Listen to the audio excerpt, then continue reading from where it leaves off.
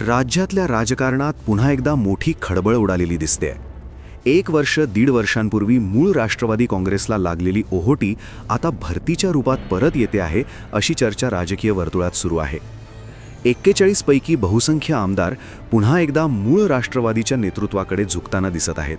म्हणजेच शरद पवार, सुप्रिया सुळे आणि रोहित पवार यांच्या नेतृत्वाकडे पुन्हा कल वाढतोय, अशी चर्चा आहे. ज्या नेत्यांच्या भरोशावर आमदारांनी बंड केलं, तेच नेते अर्ध्यावर साथ सोडून गेले, हा धक्का अजूनही अनेक आमदार, पदाधिकारी आणि कार्यकर्ते पचवू शकलेले नाहीत. सुरुवातीला ठामपणे अजित पवारांसोबत उभे राहिलेले अनेक जण आता अस्वस्थ आहेत, कारण नेतृत्वाचा प्रश्न आज सर्वात मोठा बनलाय. सुनेत्रा पवार आणि पार्थ पवार यांच्याकडे अजित पवारांची राजकीय परंपरा असली तरी अजितदादांसारखं आक्रमक, निर्णायक आणि खंबीर नेतृत्व सध्या गटात दिसत नाही, अशी भावना आमदारांमध्ये आहे. बदलत्या राजकीय समीकरणांमध्ये टिकून राहण्यासाठी मजबूत चेहरा हवा, पण तो अभाव जाणवतोय. यातच मोठा वाद निर्माण झाला तो विमान अपघाताच्या मुद्द्यावरून. रोहित पवार यांनी अजित पवारांच्या विमान अपघातामागे घातपाताचा संशय व्यक्त करत गंभीर प्रश्न उपस्थित केले. त्यांच्या दाव्यानुसार 27 जानेवारीला अजित पवार मुंबईहून बारामतीला कारने जाणार होते. मात्र प्रफुल्ल पाटील यांचा फोन आल्याने आणि सुनील तटकरे यांच्याशी चर्चा करण्यासाठी थांबल्यामुळे उशीर झाला. दुसऱ्या दिवशी त्यांनी विमानाने जाण्याचा निर्णय घेतला.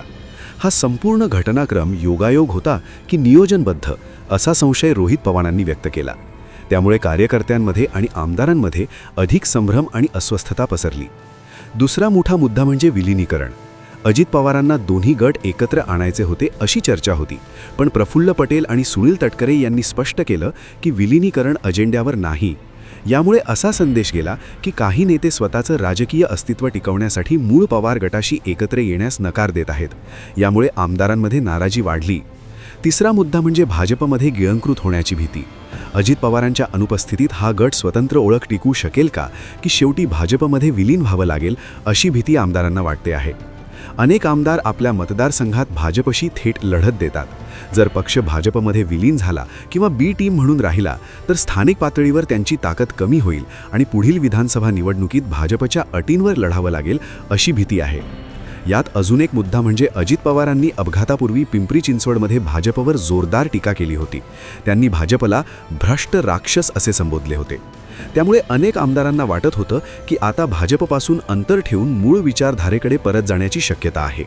पण त्यांच्या निधनानंतर उर्वरित नेतृत्व पुन्हा भाजपच्या जवळ जात असल्याची भावना निर्माण झाली आणि त्यामुळे आमदार अधिकच असुरक्षित झाले.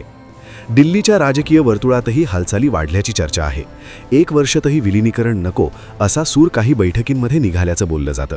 त्यामुळे पुढे काय घडतं, कोण कुणाच्या बाजूने उभं राहतं आणि खरंच मोठा राजकीय उलटफेर होतो का, हे पाहणं महत्त्वाचं ठरणार आहे. एकीकडे मूळ पवार गटाकडे परतण्याची चळवळ, तर दुसरीकडे सत्तेसोबत राहण्याची राजकीय गरज, या दोन टोकांमध्ये सध्या अनेक आमदार अडकलेले दिसतायत. पुढील काही महिने महाराष्ट्राच्या राजकारणासाठी निर्णायक ठरू शकतात.